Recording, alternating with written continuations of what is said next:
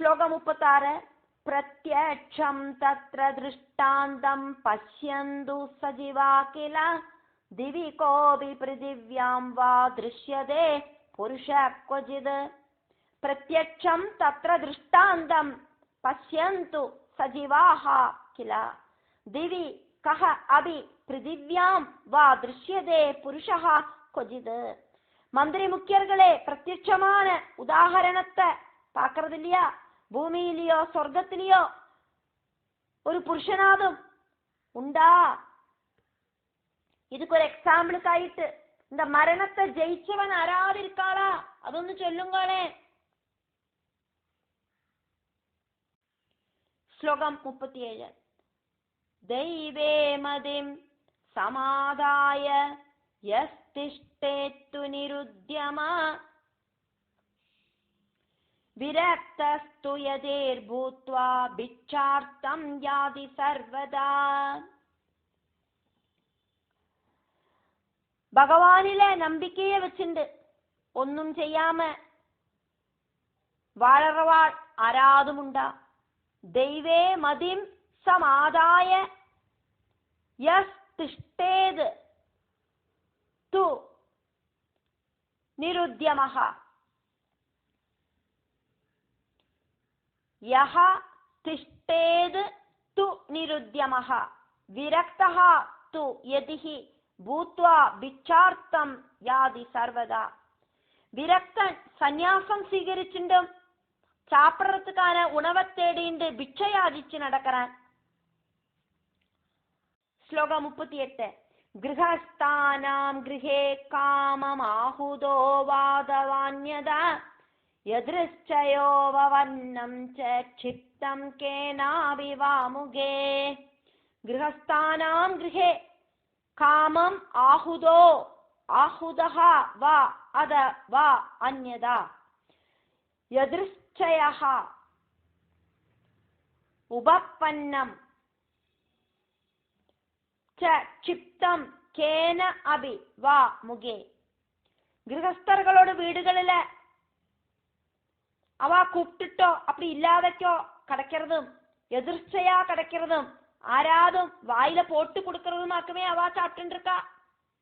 அவ பகவானில மனச அர்ப்பிச்சுண்டு பகவான் வாயில கொண்டு சாப்பாடு போடுவாருன்னு நினைக்கலையே.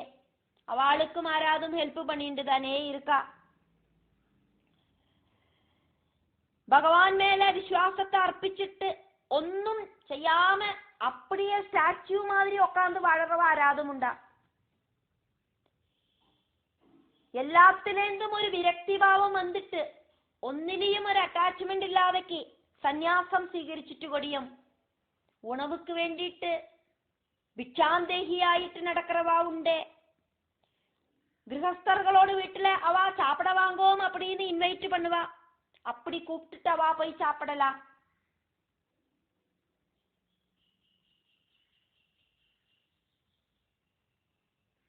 ഭിക്ഷാന്നം സ്വീകരിக்கிறதுக்கு போலாம்.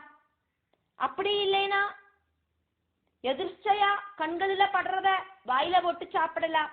அதுவும் இல்லைனா തീരെ അസയർത്തുക്കേ മുടിയാതെ പടുത്തിട്ടിരിக்கிற ഒരു യോഗിയോട് വായിൽ ആരാതും കൊണ്ട് പോട്ടാനാക്കാ சாப்பிடலாம். இப்படி எல்லாம் மட்டுமே நடக்கிறது. ஸ்லோகம் 39. உத்யமேன வினா சாஸ்யாதுதரே சம்விஷேத்கதம் பிரயத்னச்சோத்யமே கார்யோ யதா சித்திம் நயாதி சேத். உத்யமம் ஏன வினா ச அஸ்யாத் உதரே சம்விஷேத் கதம் பிரயத்னஹ ச உத்யமே காரியஹ யதா சித்திம் ந யாதி சேத். எந்த ஒரு முயற்சியும் இல்லாதக்கு வாய்க்குள்ள போட்ட சாப்பாடு வயிற்றுக்குள்ள எப்படி போகும்? கடிச்சாது சாப்பிடணுமே, அதுக்கு பிரயத்னம் பண்ணணுமே.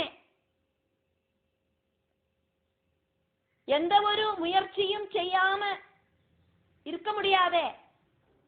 இனி உணவத்தோடிட்டு போல அப்படின்னா கொடியும் அந்த உணவு வாயில வந்து விழுந்தா அத வாயில போட்டிருக்கிற சாப்பாட முழுங்கிறதுக்கு ஒரு பிரயத்னம் பண்ணத்தானே வேணும். அப்படின்னாக்கும் இங்க கேள்வி. ஸ்லோகம் 40. തദാ ദേവം സ്ഥിതം ചേതി ചിത്തമാലംബയേദ്ബുധാ. തദാ ദേവം സ്ഥിതം ച ഇതി ചിത്തം ആലംബയേത് ബുധഃ.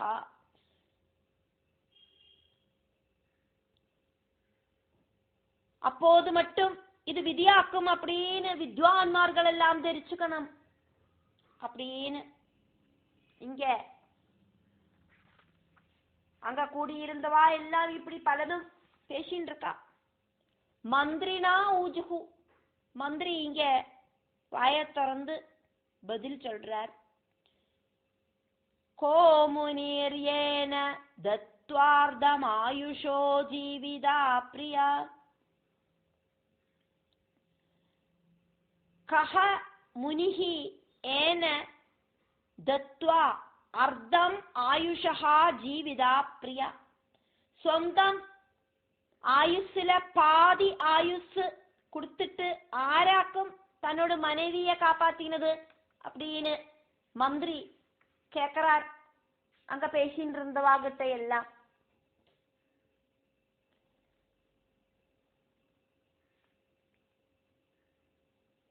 എന്നിട്ട് രാജാ கிட்ட கேட்கிறார் மந்திரி. കഥം മൃദാ മഹാരാജ തന്നോ ബ്രൂഹി സവിസ്തരം. மகாராஜாவே அவள் எப்படியாக்கும் இறந்து போனா அப்படிங்கறத டீட்டெயில் ஆயிட்டு சொல்லுங்க. மகாராஜா இத்தனை நேரம் அங்க கூடியிருந்தவாகிட்ட எல்லாம் பலதும் சொல்லி சமாதானப்படுத்திட்டு இருக்கிறதையாக்குமே நம்ம பார்த்தோம். நிறைய பேர் அங்க இருக்கா.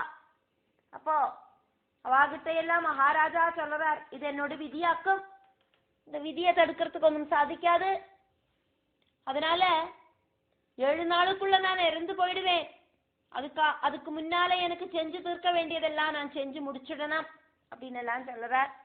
அப்ப சொல்லும்போவாக்கும் இந்த முனியோட பத்னிக்கு முனி இறந்து போனதுக்கு அப்புறமும் தன்னோட ஆயுளில பாதிய கொடுத்து ஜீவிப்பிச்ச கதை சொன்னது. அதுக்கப்புறம் அங்க சொல்லிட்டு இருந்த எல்லா விஷயங்களையும் எல்லாரும் கேட்டு இருந்தா. அதே மாதிரி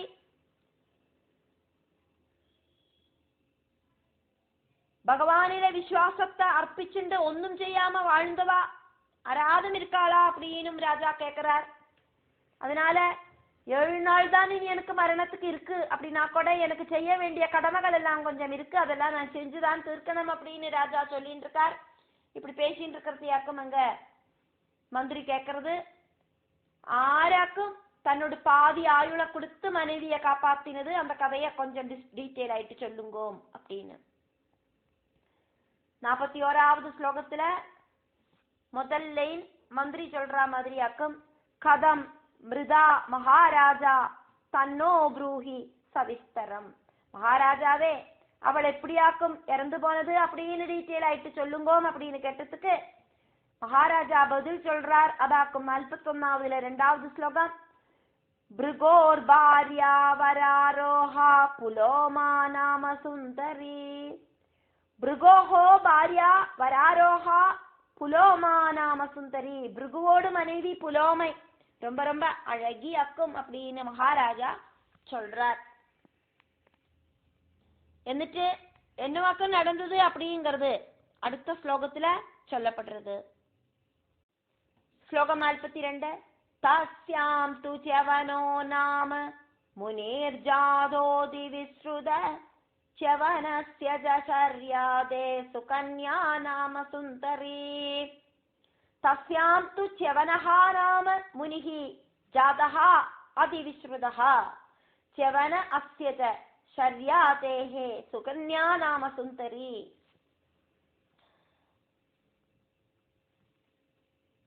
பிருகுவோடு மனைவி புலோமை, அழகான அவளுக்கு ச்யவனன் அப்படின்னு பேர் இருக்கிற ரொம்ப கீர்த்திமானா இருக்கிற சிரஷ்டனான ஒரு மகர்ஷி ஜனிச்சார்.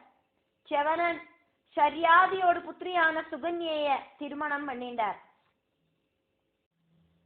ஸ்லோகம் 43. தஸ்யாம் ஜத்ஞே சுத ஸ்ரீமான் பிரமதீர் நாம விஸ்ருத பிரமதேஸ்து பிரியா பார்யா பிரதாபி நாம விஸ்ருதா.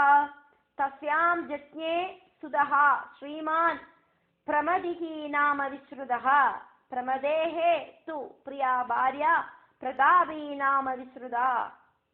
அவளுக்கு பிரமதி அப்படின்னு பேர் இருக்கிற ஃபேமஸான ஒரு புத்திரன் உண்டாச்சு. பிரமதியோட மனைவி ரொம்ப ரொம்ப புகழ் இருக்கிற பிரதாபியா இருந்தா.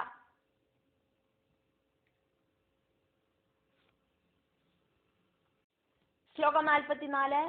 രുരുർനാമ സുതോ ജാതസ്തദാ പരമതാപസ തസ്മിംശ്ച സമയേ കശ്ചിത് സ്ഥൂലകേശശ്ച വിശ്രുത. രുരുഹു നാമ സുതഃ ജാതഃ തദാ പരമതാപസഃ തസ്മിൻ ച സമയേ കശ്ചിത് സ്ഥൂലകേശഃ ച വിശ്രുതഃ.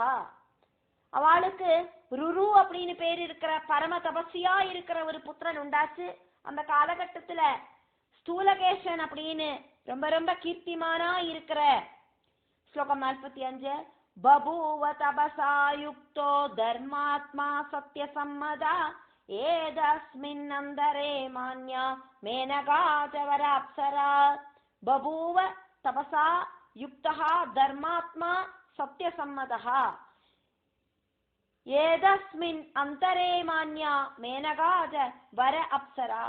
தபஸ்வியும் தர்மாத்மாவும் சத்தியசந்தனுமா இருக்கிற ஒருத்தர் உண்டாயிருந்தார். அந்த காலகட்டத்துல ரொம்ப ரொம்ப மான்யான அந்த மேனகை அப்படிங்கிற அப்சரஸ் என்ன பண்ணினா அப்படின்னு சொல்லப்படுறது. ஸ்லோகம் 46. क्रीडां चक्रे नदी तीरे त्रिषु लोकेषु सुन्दरी गर्भं विश्वावसो प्राप्य निर्गदावरवर्णिनी. क्रीडां चक्रे नदी तीरे त्रिषु लोकेषु सुन्दरी गर्भं விஸ்வாவசோஹோ பிராப்பிய நிர்கதாவரவர்ணினி. நதி தீரத்துல விளையாடிண்டு நடந்தா அந்த அப்சரசு மேனகை, திரிபுவன சுந்தரியா இருக்கிற மேனகை விஸ்வாவசூலேந்து கர்ப்பத்தை ஸ்வீகரிச்சா എന്നിട്ട് அங்கேந்து கிளம்பினா. ஸ்லோகம் 47. स्थूलकेशाश्रमे गत्वा विससर्जवराप्सरा कन्यगां च नदी तीरे त्रिषु लोकेषु सुन्दरीं. स्थूलकेश आश्रमे गत्वा विससर्ज वर अप्सराः कन्यगां च नदी तीरे त्रिषु लोकेषु सुन्दरीं. स्थूलकेशனோட ஆசிரமத்துல போயிட்டு பிரசவிச்சா. திரிலோக சுந்தரியா இருக்கிற அந்த குழந்தைய நதி தீரத்துல உபேட்சிக்கவும் செஞ்சா. श्लोकं 48. दृष्ट्वा नादां तदा कन्यां जग्राह मुनिसत्तमा पुपोष स्थूलकेशस्तो नाम्ना चक्रे प्रमद्वराम्. दृष्ट्वा अनादां तदा कन्यां जग्राह मुनिसत्तमः पुपोष स्थूलकेशः तु नाम्ना चक्रे प्रमद्वराम्. முனிசத்தமனா இருக்கிற ஸ்தூலகேசன் அந்த கன்யகைய அனாதையாயி நிக்கிறத பார்த்துட்டு எடுத்துட்டு போயிட்டு பிரமத்வரை அப்படின்னு பேரு போட்டு வளர்த்தினார். ஸ்லோகம் 49. சா காலே யௌவனம் பிராப்தா சர்வலட்சண சம்யுதா ருருர்திருஷ்ட்வா ததாம் பாலாம் காமபாணார்திதோஹ்யபூத். சா காலே யௌவனம் பிராப்தா சர்வலட்சண சம்யுதா ருருஹு திருஷ்டுவா அத தாம் பாலாம் காமபாண அர்த்திதா ஹி அபூத். சர்வ லட்சணங்களும் ரொம்ப நிக்கிற பிரமத்வரைய பார்த்துட்டு யதாகாலம் யௌவன பிராப்தி அடைஞ்ச அவளை பார்த்துட்டு அந்த யுவதிய பார்த்துட்டு ருருக்கு காம விசாரம் உண்டாயி வந்தது அப்படிங்கிறதையாக்கும் நம்ம பார்க்கிறோம். பிரம்மபுத்திரனாக்கும் பிருகு. பிருகுக்கு கர்தம பிரஜாபதியோட புத்திரியான கியாதி அப்படிங்கிற மனைவியில ஜனிச்ச புத்திரனாக்கும் ச்யவனன் அப்படிங்கிற மகர்ஷி. அசுர குருவான சுக்கிரமுனியும் பிருகுவோட புத்திரனாக்கும். ச்யவனனுக்கு சுகன்யா அப்படிங்கிற பத்னியில ஜனிச்ச புத்திரனாக்கும் பிரமதி அப்படிங்கிற தாபசன். பிரமதிக்கு கிருதாஜி அப்படிங்கிற அப்சர ஸ்திரீல ருரு அப்படின்னும் சுனகன் அப்படின்னும் பேர் இருக்கிற 2 புத்திரர்கள் ஜனிச்சா. அந்த சுனகனோடு புத்திரனாக்கும் நம்ம பார்க்கிற சௌனக மகர்ஷி. சூதன் சௌனகாதிகளுக்காக்குமே கதை சொல்லி கொடுக்கிறது அந்த சௌனகன் தொடங்கின முனிகள் அப்படிங்கிறதுனாலேயாக்கும் சௌனகாதிகள். அப்ப அந்த சௌனக மகர்ஷி அப்படிங்கிறது சுனகனோடு புத்திரனாக்கும் அப்படிங்கிறத நம்ம இங்க தெரிஞ்சுக்கிறோம். பிருகுமணியோடு மனைவியான கியாதிக்கு புலோமா அப்படின்னு பேர் இருக்கு. அழகான பிருகு பத்னியா இருக்கிற புலோமை தன்னோட ஆசிரமத்துல தன்னந்தனியா இருக்கிறத புலோமன் அப்படிங்கிற அசுரன் அங்க வந்த. பிருகு மகர்ஷி அந்த டைம்ல எங்கேயோ வெளியில போயிருந்தார். ஹோமகுண்டத்துல அக்னி ஜுவாலை இப்படி எரிஞ்சுட்டு இருக்கு. கியாதிக்கு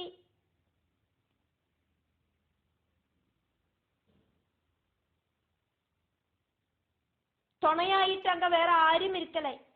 அதிதியாயிட்டு வந்த புலோமன முனிபத்னியான கியாதி சல்காரம் பண்ணி உட்கார வச்சா. தேவர்களோ அசுரர்களோ ஆரானாலும் பரவாயில்லை, ஆசிரமத்துல வரவாள சல்காரம் பண்ணி உட்கார வைக்கணும் அப்படின்னாக்கும் பிருகு மகர்ஷி சொல்லியிருக்கார். அதன்படி பிருகு பத்னியான கியாதி புலோமன சல்காரம் பண்ணி உட்கார வச்சா. அழகான இந்த சுந்தரிய பார்த்தோன புலோமனோட மனசு கண்ட்ரோல் இல்லாம எடுத்து இந்த அழகி யாராக்கும் பிருகுவோடு மனைவியாக்குமா அப்படின்னு ஹோமகுண்டத்துல எரிஞ்சுட்டு இருக்கிற அக்னி கிட்ட அந்த அசுரன் கேட்டான். ஆமாம், பிருகுவோடு பத்னியாக்கும் அப்படின்னு அக்னி தேவன் பதில் சொன்னார். இவளோடு பேரு புலோமை அப்படின்னு ஆக்குமே, என்னோட பேரு ஆக்குமேனா புலோமன். என்னோட பேருக்கு ஈக்குவலான ஒரு பேராக்குமே இவளுக்கு இருக்கு. இவளை என்னோட மனைவி ஆகிறதுக்கு எனக்கு ரொம்ப ஆசை இருக்கு. ஆல்ரெடி இவளை நான் விரும்பினதாயிருந்தது, அது தெரியாமையாக்கும் பிருகு இவளை திருமணம் பண்ணினது. அதனால என்னோட ஆசை சாதிக்கலை. இப்போ இவள் தன்னந்தனியா உட்கார்ந்துட்டு இருக்கா. அதனால இவளை நான் திருடிண்டு போறதுக்கான சரியான டைமா இருக்கு இப்படின்னு எல்லாம் நினைச்சுண்டு புலோமன் அவனோட அசுர மாயையால ஒரு பன்னியோடு ரூபம் எடுத்துண்டு புலோமைய எடுத்துண்டு ஓடுறதுக்கு நடுவுல அவளோட கர்ப்பம்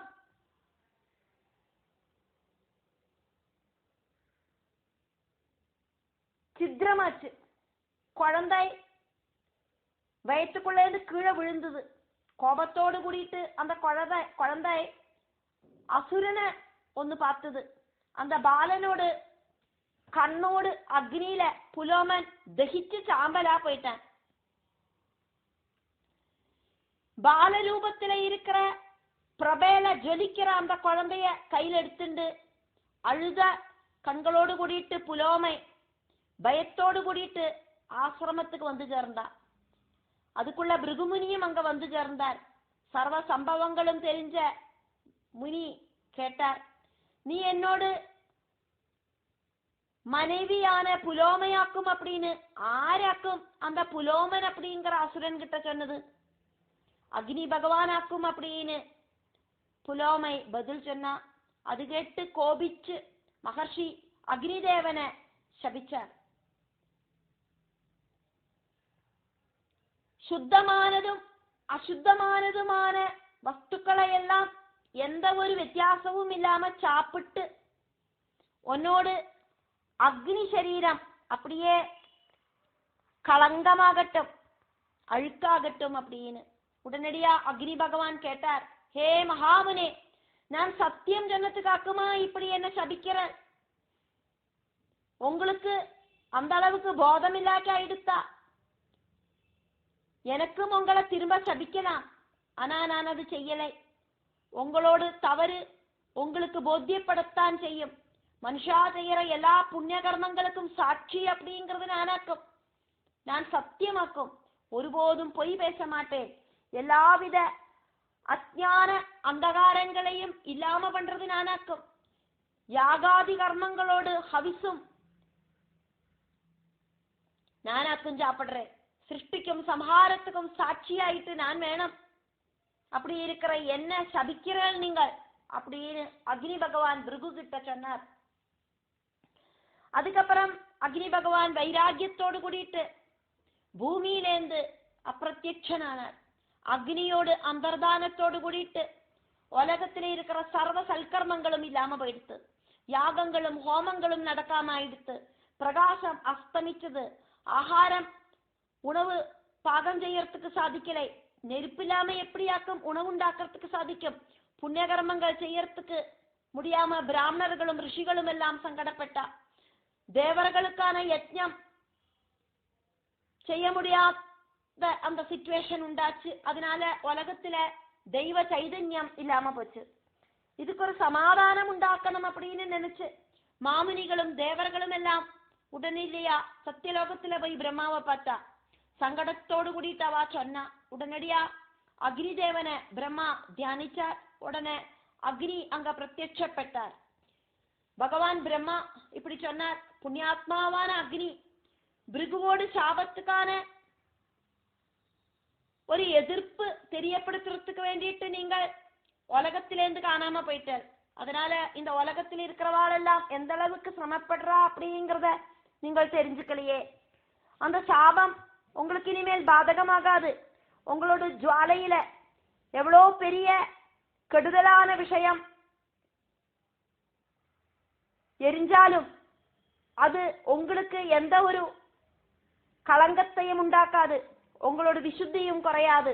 சூரிய ரஷ்மி எந்த அளவுக்கு ஹீனமான சாதனத்தை ஸ்பர்ஷிச்சாலும் அது அந்த சூரியனுக்கு எந்த ஒரு கோட்டத்தையும் உண்டாக்குறதில்லை. அதே மாதிரி நீங்கள் என்னத்தை சாப்பிட்டானாலும் அது உங்களுக்கு எந்த ஒரு தோஷத்தையும் உண்டாக்காது அப்படிங்கிறது நான் உங்களுக்கு கொடுக்கிற வரமாக இருக்கட்டும். எത്ര அசுத்தமான வஸ்துவும் உங்களோட ஸ்பர்சனத்தால சுத்தமாகட்டும் அப்படின்னு நான் சொல்றேன் அப்படின்னு பிரம்மா சொல்றார். அதனால இந்த க்ஷணம் முதலுக்கு நீங்கள் உலகத்தை அனுகிரகம் பண்ணுங்கோ. அக்னி பகவான் குஷியோடு கூடிட்டு பத்மாசனனை வணங்கிட்டு யாத்திரை திரிச்சார். பிரம்மாவை தொழுதுண்டு திரும்பி போனார். தேவர்களும் மகர்ஷிகளும் அவளோடு சல்கர்ம சம்பூர்த்திக்காயிட்டு அக்னி பகவானை பூஜிச்சா. அப்படி அக்னி தேவன் மறுபடியும் உலகத்துல பிரத்யட்சப்பட்டார். பிருகுபுத்திரனாயிட்டு ஜனிச்ச செவனனும் அப்பாவ மாதிரியே ரொம்ப சிரேஷ்டனான முனி ஆயிட்டு இருந்தார். அவரு ரொம்ப ரொம்ப கருணை இருக்கிறவரா இருந்தார். அவரோட மகத்துவத்தை எடுத்து சொல்ற மாதிரி ஒரு கதகோடியும் இருக்கு. ஒருக்கா செவன மகர்ஷி கங்கா நதியோடு உள்பக்கம் முழுகி படுத்துண்டு ஒரு விரதம் ஆரம்பிச்சார். அப்படி ஒருத்தர் வெள்ளத்துக்கடியில முழுகி இருக்கார் அப்படின்னு வெளியில இருந்து பாக்குறவா யாருக்கும் தெரியாது. அதனால வெள்ளத்தோட அடியில உட்கார்ந்துண்டாக்கும் அந்த விரதம். ஒரு முக்குவன் வலை போட்டோன அந்த வலைக்குள்ள அந்த செவனன் அப்படியே குடுங்கிட்டார். வலைய வலிச்சு கரையில போட்டோன மത്സ്യத்துக்கு பதிலா ஒரு முனி இருக்கிறதையாக்கும் அந்த முக்குவன் பார்த்தான். அந்த காலத்துல சந்திரவம்ச சக்கரவர்த்தியா இருந்த நகுஷன் அதை கேட்டு அங்க ஓடி வந்தார். வலையில சிக்கின அந்த முனி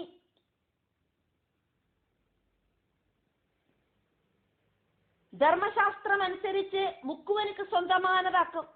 அதனால முனியோடு விளையாயிட்டு முக்குவர்களுக்கு என்ன வேணுமானாலும் தரேன் அப்படின்னு அந்த ராஜா நகுஷன் சொன்னார். என்ன கொடுப்பேள் அப்படின்னு செவனன் கேக்குறார். அதுக்கு நகுஷராஜா சொல்றார், என்னோட சாம்ராஜ்யத்துல ஒரு ராஜ்யம் நான் பிரதிபலமாயிட்டு கொடுக்கிறேன் அப்படின்னு. செவனன் சொல்றார், அப்படியாக்கமானா ஒரு ராஜ்யத்தோட விலைதானா எனக்கு இருக்கு அப்படின்னு. சரி 2 ராஜ்யம் கொடுக்கிறேன். மகர்ஷி அதுக்கு ஒத்துக்கலை. கடைசியில பகுதி ராஜ்யம் கொடுக்கிறேன் அப்படின்னு நகுஷன் சம்மதிச்சோன என்னோட விலை பகுதி ராஜ்யம் மட்டும்தானா அப்படின்னு கேட்கிறார். மகாமுனே, உங்களோட விலையாயிட்டு என்னோட சிம்ஹாசனம் உள்பட சர்வ சாம்ராஜ்யமும் நான் இவாளுக்கு கொடுக்கிறேன். அப்போது அந்த வேல்யூ சரியாகுமா அப்படின்னு நகுஷன் கேட்டோன, ராஜாவே, மகா உன்னதமான இந்திர பட்டம் கொடியும் என்னோட விலைக்கு மதியாகாது.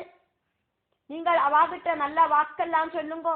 இந்திர பட்டத்துக்கோ சாம்ராஜ்யத்துக்கோ ஒரு நல்ல வாக்கோடு வேல்யூ இல்லை அப்படிங்கிறத நீங்கள் தெரிஞ்சுக்குங்கோம் அப்படின்னு மகர்ஷியும் ரிப்ளை சொன்னார்.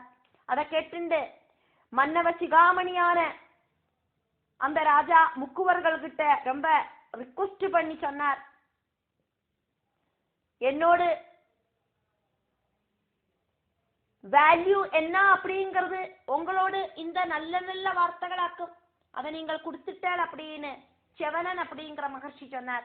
அதுக்கப்புறம் அந்த முக்குவர்களுக்கு விசிஷ்டங்களான தத்துவ உபதேசங்களை கொடுத்து அவளை மோட்ச பிராப்திக்கு அர்ஹராக்கி தீர்த்தார் மகாமுனி.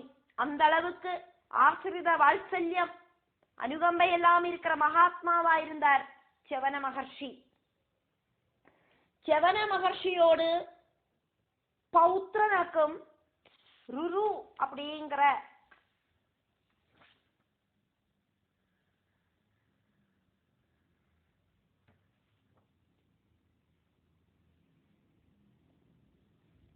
ருரு அப்படிங்கிறவர் அப்படிங்கிறதையாக்கும் நம்ம பார்த்துட்டு இருக்கோம். அந்த ருரு முனியோடு கதையாக்கும் நம்ம இங்க பாக்குறோம். கர்ப்பத்திலேந்து வழுதி கீழே விழுந்து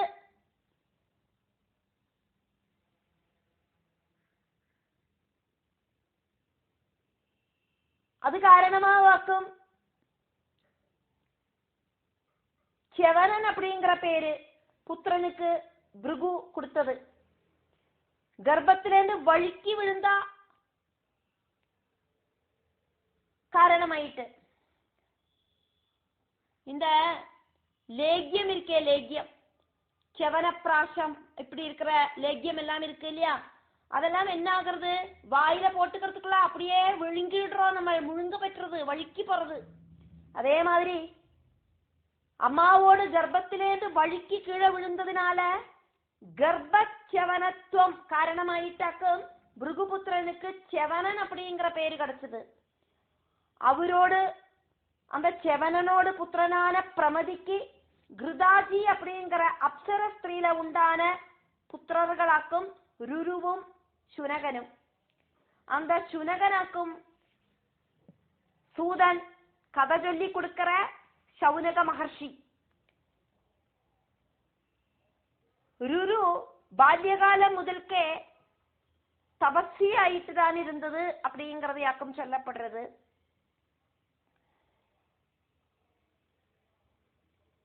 அந்த ருருவோடு கதையாக்கும் நம்ம இங்க பார்த்தோம். ருரு ஜனிச்ச அந்த காலகட்டத்துல விஸ்வவசு அப்படிங்கிற கந்தர்வனுக்கு தேவசுந்தரியான மேனகேல ஒரு பெண் குழந்தை ஜனிச்சது.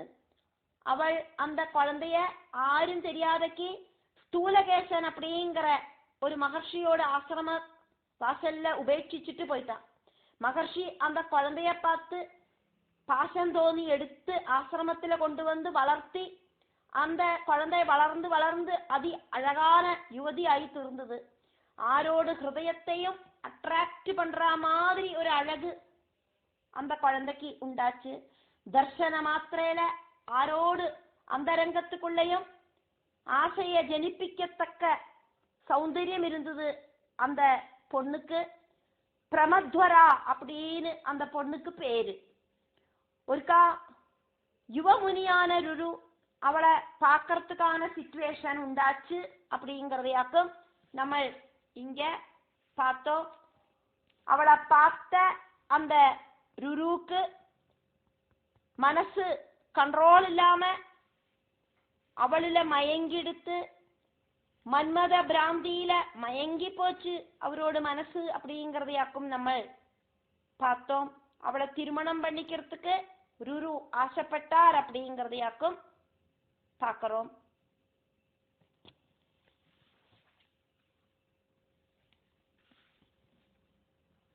இந்த அளவுக்கு சொல்லிண்டாக்கும் திதிய ஸ்கந்தத்துல 8வது அத்தியாயம் முடிவடைகிறது.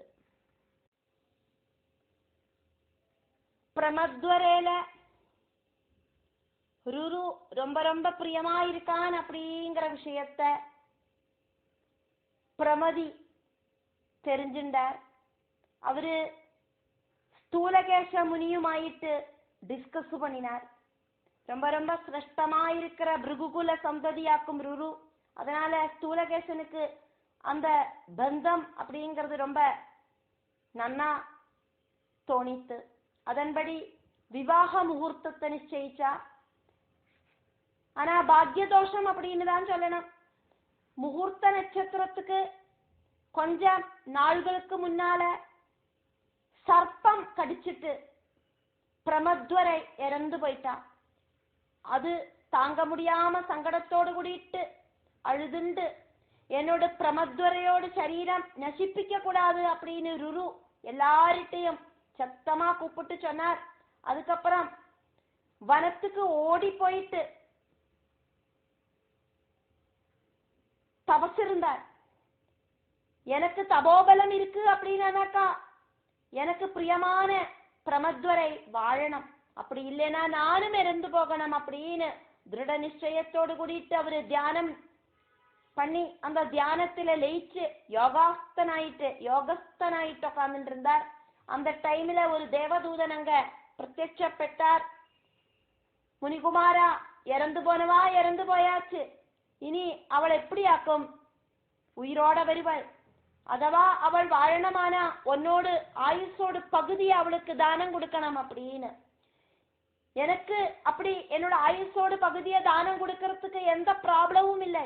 என்னோட பாதி ஆயுஷ நான் இதா அவளுக்கு ஆயிட்டு தானம் பண்றேன் அப்படின்னு ருரு சொன்னார். ருரு புஷ்பத்தையும் ஜலத்தையும் கையில எடுத்து தியானிச்சுண்டு என்னோட அர்த்த ஆயுஷ என்னோட பிரியமா இருக்கிற அந்த